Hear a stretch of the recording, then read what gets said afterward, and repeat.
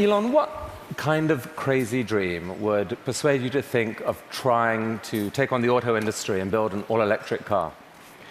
Well, it goes back to when I was in university. I thought about what are the problems that are most likely to affect the future of the world, or future of humanity. I think it's extremely important that we have sustainable transport and sustainable energy production. That sort of overall sustainable energy problem is the biggest problem that we have to solve this century, independent of environmental concerns. In fact, even if producing CO2 is good for the environment, given that we're going to run out of hydrocarbons, we need to find some sustainable means of operating. Most of American electricity comes from burning fossil fuels. How can an electric car that plugs into that electricity help? Right. There's two elements to that answer. One is that even if you take the same source fuel and produce power at the power plant and use it to charge electric cars, you're still better off. So if you take, say, natural gas, which seems most prevalent to hydrocarbon source fuel, if you burn that in a modern General Electric natural gas turbine, you'll get about 60% efficiency. If you put that same fuel in an internal combustion engine car, you get about 20% efficiency. And the reason is, in the stationary power plant, you can afford to have something that weighs a lot more, is voluminous, and you can take the waste heat and run a steam turbine to generate a secondary power source. So, in effect, even if you take in transmission losses into account and everything, even using the same source fuel, you're at least twice as better off charging an electric car than burning it at the power plant. Okay. That scale delivers efficiency. Yes, yeah. It does. And then the other point is we have to have sustainable means of power generation anyway, electricity generation. So given that we have to solve sustainable electricity generation, then it makes sense for us to have electric cars as the mode of transport. So we've got some video here of the Tesla being assembled, which if you could play that first video. So what is innovative about this process in this vehicle? Sure. So in order to accelerate the advent of electric transport, and I should say that I think actually all modes of transport will become fully electric, with the ironic exception of rockets. There's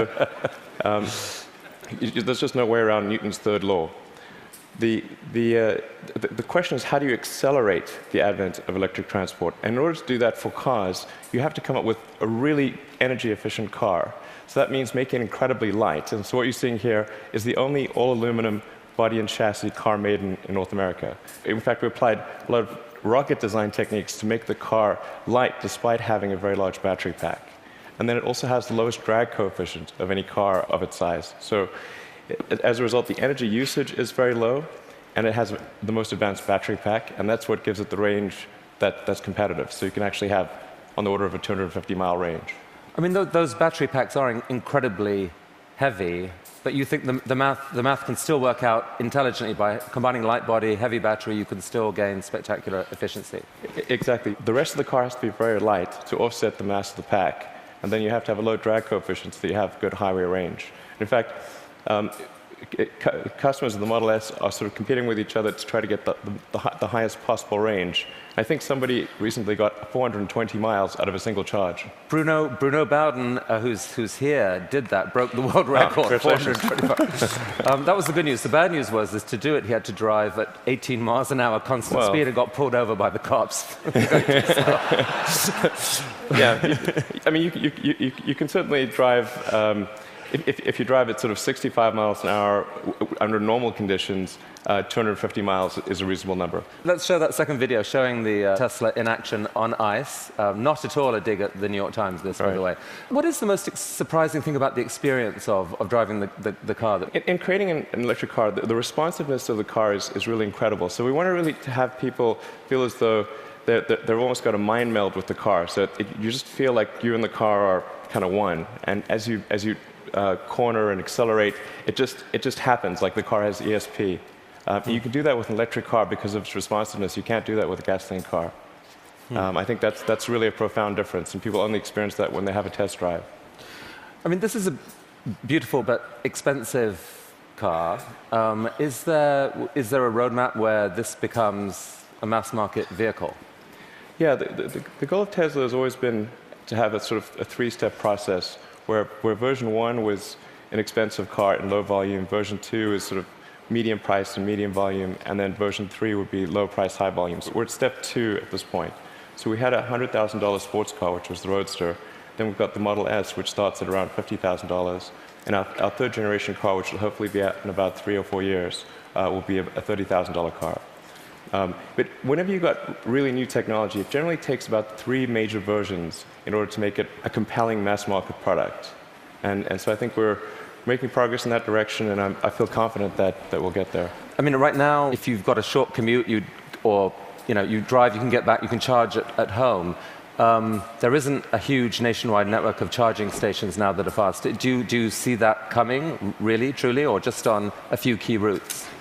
There actually are far more charging stations than people realize.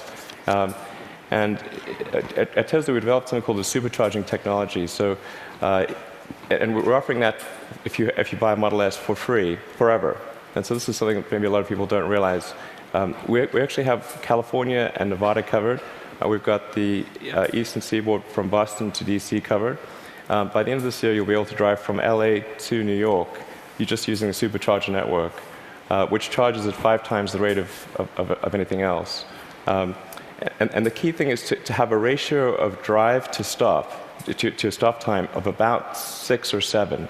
So if you drive for 3 hours, you want to stop for 20 or 30 minutes, because that's normally what people will stop for. So if you start a trip at 9 a.m., by noon, you want to stop to have a bite to eat, hit the restroom, coffee, and keep going. So your proposition to consumers is, for the full charge, it can take an hour. So it's common.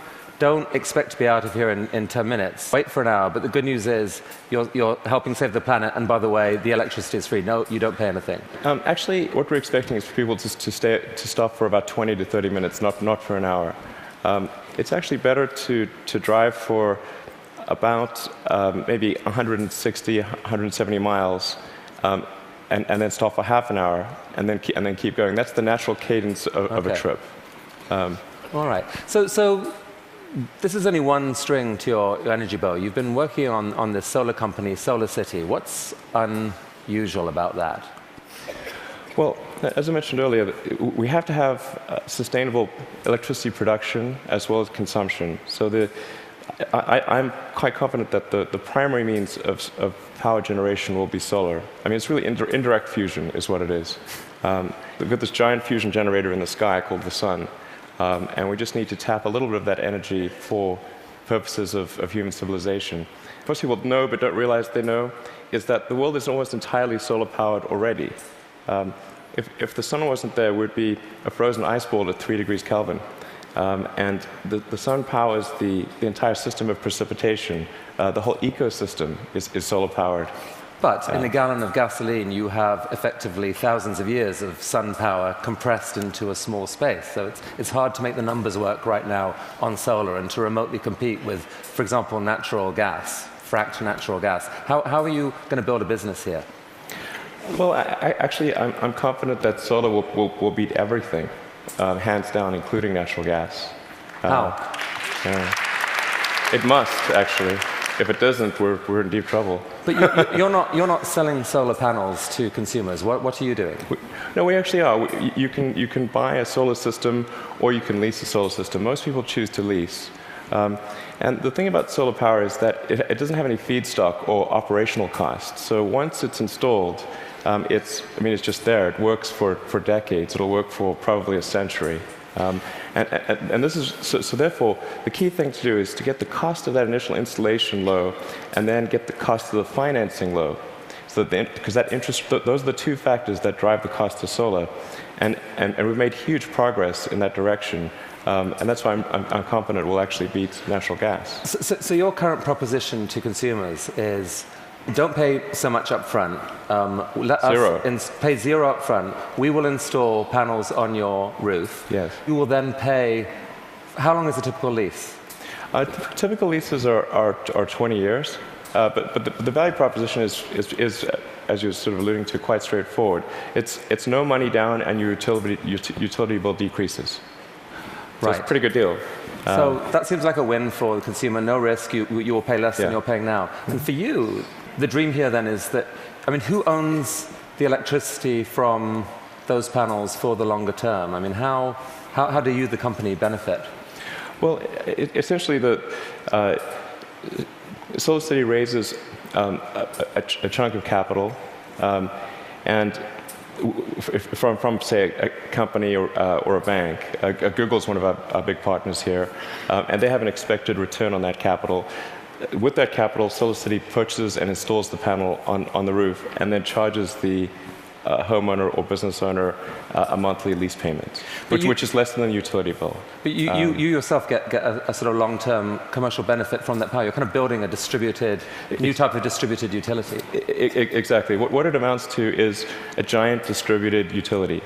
And I think it's a good thing, because utilities have been this monopoly, and people haven't had any choice. So effectively, it's the first time there's been competition for this monopoly, because the utilities have been the only ones that own those power distribution lines, but now it's on your roof. So I think it's actually very empowering for homeowners and businesses. And you really picture a future where a majority of power in America, like within what, a decade or two, or within your lifetime, is solar? I'm extremely confident that solar will be at least a plurality of power, and most likely a majority. And I predict it will be a plurality in less than 20 years. I'd say I made that bet with someone. The definition of plurality is? More from solar than any other source. Who did you make the bet with? With a friend who will remain nameless. But, just between us. And I made that bet, I think, 2 or 3 years ago. So in roughly 18 years, I think we'll see more power from solar than any other source. All right. So let's go back to another bet that you made with yourself, I guess. I mean, a kind of crazy bet. You'd made some money from the sale of PayPal. You decided to build a space company. Why on earth would someone do that? Got that question a lot. That's true. People would say, did you hear the joke about the guy who made a small fortune in the space industry, and he, obviously started with a large one as the punchline. And so I tell people, well, I was trying to figure out the fastest way to turn a large fortune into a small one. And they'd look at me like, oh, is he serious? And strangely, you were. What happened? It was a close call. I mean, things almost didn't work out. We came very close to failure, but we managed to get through that point in 2008. The goal of SpaceX is to try to advance rocket technology, and in particular to try to crack a problem that I think is vital for humanity to become a spacefaring civilization, which is to have a rapidly and fully reusable rocket. Would humanity become a spacefaring civilization? So that was a dream of yours in a way from a young age, or like you dreamed of Mars and beyond? I did build rockets when I was a kid, but I didn't think I'd be involved in this. It was really more from the standpoint of what are the things that need to happen in order for the future to be an exciting and inspiring one. And I really think there's a fundamental difference if you sort of look into the future between a humanity that is a spacefaring civilization that's out there exploring the stars on multiple planets. And I think that's really exciting. And compared with one where we are forever confined to Earth until some eventual extinction event. So you've somehow slashed the cost of building a rocket by 75%, depending on how you calculate it. How on earth have you done that? NASA has been doing this for years. How have you done this? Well, we've made significant advances in the technology of the airframe, the engines, the electronics, and the launch operation. I mean, there's a long list of innovations that we've come up with there. That they're a little difficult to communicate in this talk, but because, not least because you could still get copied, right? I mean, you haven't patented this stuff. It's really interesting to me. You didn't patent because you think it's more dangerous to patent than not to patent.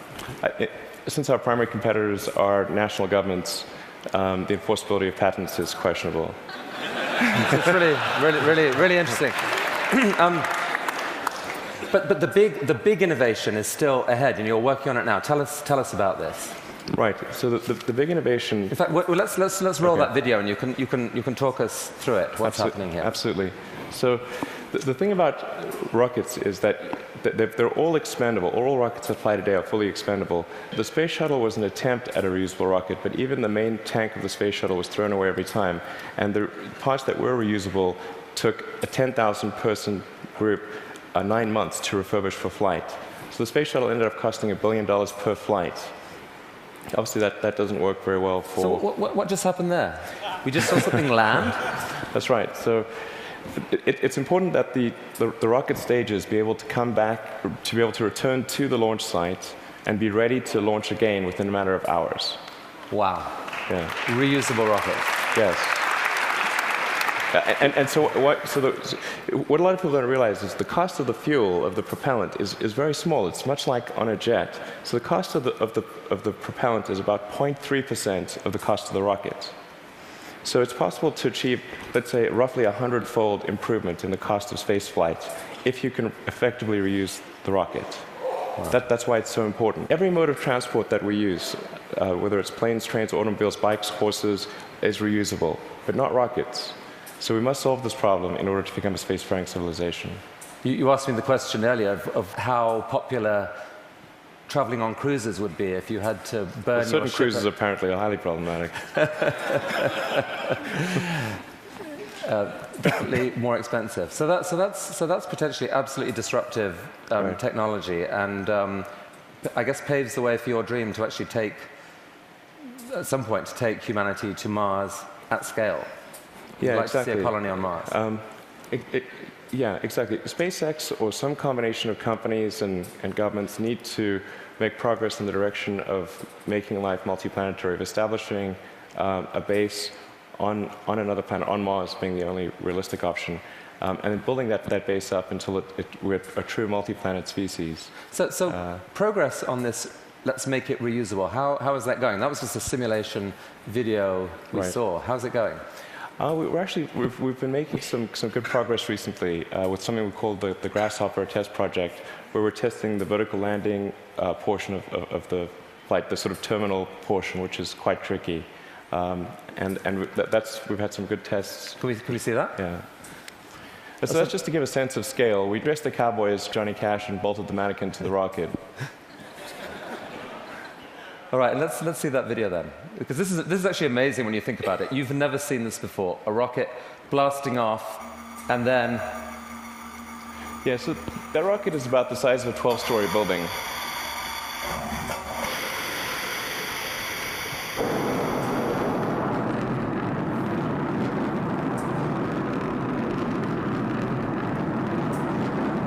So now it's hovering at about 40 meters. And it's constantly adjusting the angle of the pitch and yaw of the main engine and maintaining roll with cold gas thrusters.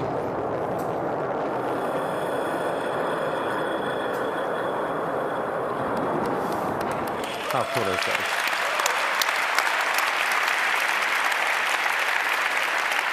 Elon, how have you done this? These projects are so... These PayPal, SolarCity, Tesla, SpaceX, they're so spectacularly different. They're such ambitious projects at scale. How on earth has one person been able to innovate in this way? What is it about you? I don't know, actually. I don't have a good answer for you. I work a lot. I mean, and a lot. Well, I have a theory. I have a theory. All right. My theory is that you have an ability to think at a system level of design that pull together design, technology, and business. So if TED was TBD, design, technology, business, into one package, synthesize it in a way that very few people can, and this is the critical thing, feel so damn confident in that click-together package that you take crazy risks. You bet your fortune on it, and you seem to have done that multiple times. I mean, almost no one can do that. Can we have some of that secret sauce? Can we put it into our education system? Can someone learn from you? It is truly amazing what you've done. Oh, thanks. Thank you. Well, I do think there's a good framework for thinking is physics. You know, the sort of first principles reasoning. I mean, generally, I think there are. What I mean by that is boil things down to their fundamental truths and reason up from there, as opposed to reasoning by analogy. Through most of our life, we get through life by reasoning by analogy, which essentially means kind of copying what other people do with slight variations. And you have to do that, otherwise it's mentally, you wouldn't be able to get through the day. But when you want to do something new, you have to apply the physics approach. Physics has really sort of figured out how to discover new things that are counterintuitive, like quantum mechanics. It's really counterintuitive. So I think that's an important thing to do. And then also to really pay attention to negative feedback and solicit it, particularly from friends. This may sound like sort of simple advice, but it's hardly anyone does that, and it's incredibly helpful. Boys and girls watching, study physics. Learn from this man. Elon Musk, I wish we had all day, but thank you so much for coming to TED. Thank you. That was awesome. It was really, really cool. Look at that. Just think about it. That was fantastic. Thank you so much.